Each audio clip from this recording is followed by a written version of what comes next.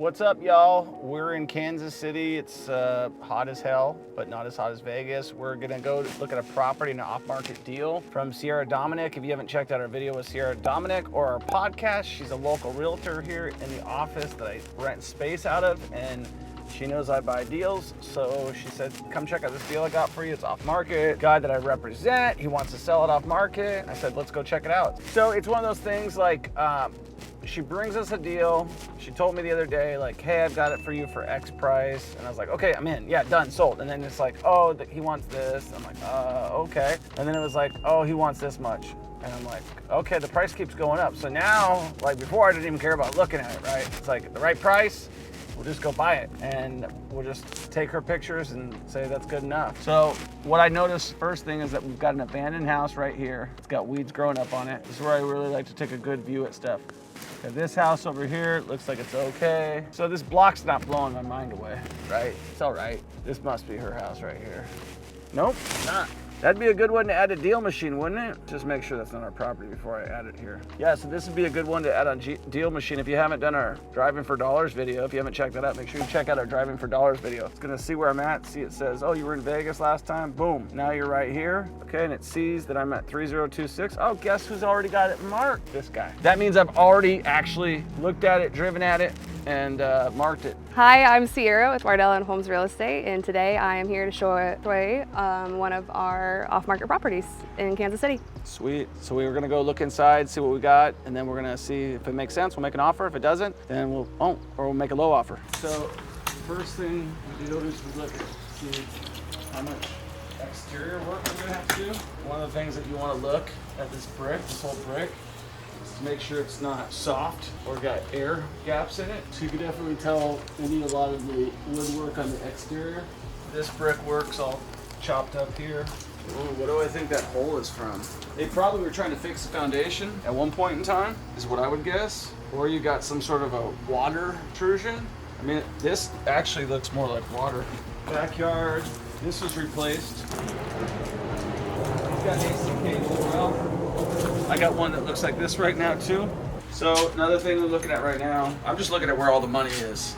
So when I'm looking at everything, this is gonna cost money. You see this is a bad patch job that someone did a long time ago. So you really have to, like, to get this right, you kind of have to cut it and then refloat it, and then that would probably just be like a 10-year patch job. So where did your guys start and stop? They started with demoing out the old electrical work and roughing in the new. And that's as far as I know. We did some exterior cleanups and made a mess. Okay, so we got electrical roughed in. Did he pull an electrical inspection? I looked online, I didn't see a permit pulled or an inspection finished. All right, so pro tip, and look at, like, literally when we're talking about rough it in, whoever did it did you a crap job. Like, they literally roughed it in. Like, yeah. It looks like with a hammer. It looks like they hit the toilet. Look at this. This is literally a hammer right here. It's called a hatchet job. Like, literally, rather than buying the right tool, he just used a hammer. Yeah, whatever you had in the truck. Yeah, this is just a hammer. Let's zoom in on some of these electrical so we can get some of our electricians out there to comment on this stuff. If that's a good job. I don't know a lot about electrical, but I know old wire and new wire, that's not done correctly. Is this done correctly, guys? If you're watching this video and you know the electrical, like I got one of my new students, an electrician, Zach. Zach, is this done right? I don't think this is done right. I think you're supposed to come down in one uniform line and then connect it to that piece of wood. All right, so these guys did not do him any favors with this electrical. Take a look at this job. This is the old knob and tube. They didn't even cut that out. Whoever hired these people, this is like the hatchet job of all hatchet jobs. Like, at least he had a straight line here for his hammer. But you could tell there's not one cut. Everything was a hammer. All right, well, let's look at the positives. So we got a totally electrical show, probably has to be redone. Electrical probably didn't ever get done. And now, because of that, now you also have a major patch job. All right, let's square this sheet off right here. If I'm doing this, I'm going one sheet.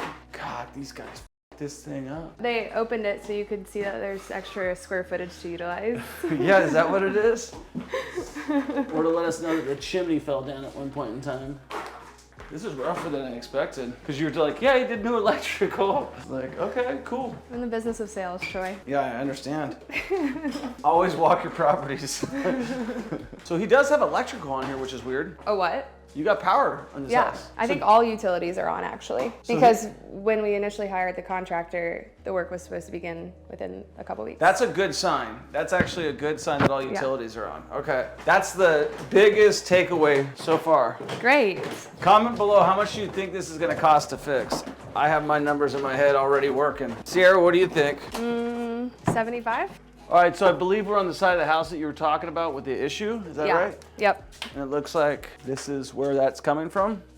Yeah. So we got a water heater. Let's check out the panel. Well, it looks like they labeled it correctly. And I don't know what the hell I'm looking at. I'm just looking at it. Like, I'm just looking at it really. Like, it looks clean. I think the panel installation looks better than the rest of the house. Yeah, like, but if you're an electrician, let's zoom in on this for all of our electricians. Comment below. How does that look? I believe that's 200 amp, but it should tell me somewhere. All right, so it's a 200 amp. That's a good thing. Yeah. That means you can run all electrical furnace. Another thing to notice down here is the mud tracks. Does that mean it floods? Sometimes.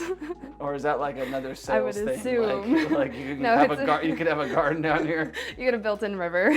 That's right. Yeah, a moat under your house. Yeah. Yeah, no, definitely there's been water intrusion here, just from every corner you can tell, which isn't unheard of in Kansas City, of course, with our basements as well. Not unheard of, but it's not a benefit either though, right? Right. Pro tip, what I've done when I have a property like this, which is pretty far gone, what we'll do is we'll cut out around here, figure out wherever the water's flowing to, water goes to the lowest point, and then you're gonna put a sump pump in wherever that corner is, and you're gonna bury the line, and then basically put a sump pump, so when the water starts flooding in, it starts pumping out. Then obviously there's another step you gotta take on top of that, which is you gotta grade the property properly so that all the water is going around. You gotta put your gutters and then dig them into the ground, and then push them out. I don't know if you noticed, but there also are no gutters. So no gutters, poor drainage, poor grading. I mean, you fix those three things, then you see if your basement's dry. Yeah, I think it's kind of too late for all of that.